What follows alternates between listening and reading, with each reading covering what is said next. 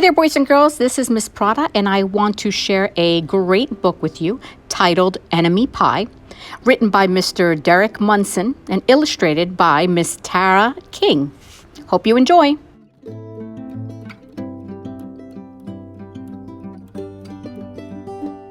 Should have been a perfect summer. My dad helped me build a treehouse in our backyard. My sister was at camp for 3 whole weeks, and I was on the best baseball team in town. It should have been a perfect summer, but it wasn't. It was all good until Jeremy Ross moved into the neighborhood, right next door to my best friend Stanley. I did not like Jeremy Ross. He laughed at me when he struck me out in a baseball game. He had a party on his trampoline and I wasn't even invited. But my best friend Stanley was. Jeremy Ross was the one and only person on my enemy list. I never even had an enemy list until he moved into the neighborhood. But as soon as he came along, I needed one. I hung it up in my treehouse, where Jeremy Ross was not allowed to go. Dad understood stuff like enemies. He told me that when he was my age, he had enemies too. But he knew a way to get rid of them. I asked him to tell me how. "Tell you how? I'll show you how," he said. He pulled a really old recipe book off the kitchen shelf.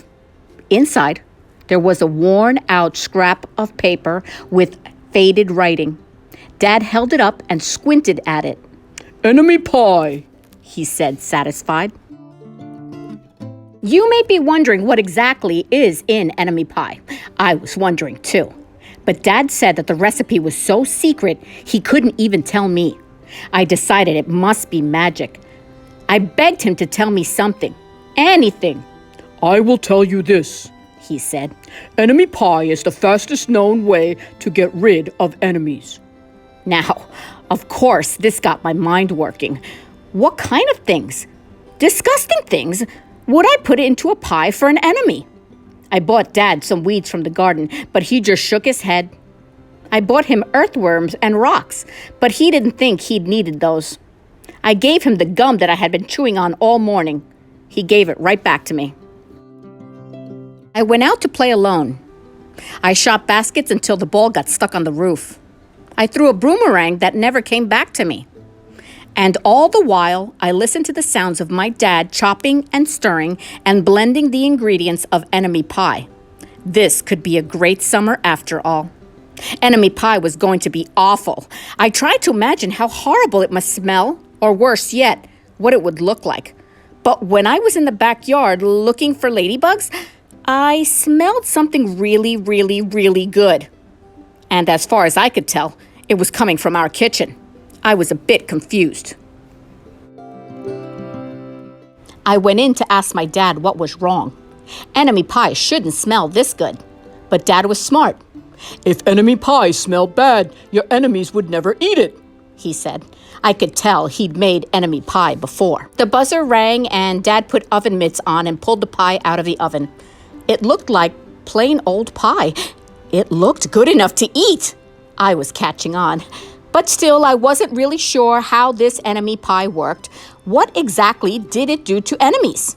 Maybe it made their hair fall out, or their breath stinky. Maybe it made bullies cry. I asked Dad, but he was no help. He wouldn't tell me a thing. But while the pie cooled, he filled me in on my job. He talked quietly. "There's one part of enemy pie that I cannot do. In order for it to work, you need to spend a day with your enemy. Even worse, you have to be nice to him. It's not easy, but that is the only way that enemy pie can work. Are you sure you want to go through with this?" Of course I was. It sounded horrible. It was scary, but it was worth a try. All I had to do was spend one day with Jeremy Ross, and then he would be out of my hair for the rest of my life. I rode my bike to his house and knocked on the door. When Jeremy opened the door, he seemed surprised. He stood on the other side of the screen door and looked at me, waiting for me to say something. I was nervous. "Can you play?" I asked. He looked confused. "I'll go ask my mom," he said. He came back with his shoes in his hands. His mom walked around the corner to say hello. "You boys stay out of trouble," she said, smiling. We rode bikes for a while and played on the trampoline. Then we made some water balloons and threw them at the neighborhood girls, but we missed. Jeremy's mom made us lunch, and after lunch, we went to my house. It was strange, but I was kind of having fun with my enemy. He almost seemed nice, but of course I couldn't tell Dad since he had worked so hard to make this enemy pie. Jeremy Ross liked my basketball hoop. He said he wished he had a basketball hoop, but they didn't have room for one. I let him win a game. Jeremy Ross knew how to throw a boomerang. He threw it and it came right back to him. I threw it and it went over my house and into the backyard. When we climbed over the fence to find it, the first thing Jeremy noticed was my treehouse. My treehouse was my treehouse. I was the boss. If my sister wanted in, I didn't have to let her. If my dad wanted in, I didn't have to let him. And if Jeremy wanted in... Go in it? He asked. I knew he was going to ask me that, but he was the top person, the only person on my enemy list, and enemies aren't allowed in my treehouse. But he did teach me how to throw a boomerang, and he did have me over for lunch, and he did let me play on his trampoline. He wasn't being a very good enemy. Okay, I said, but hold on. I climbed up ahead of him and tore the enemy list off the wall.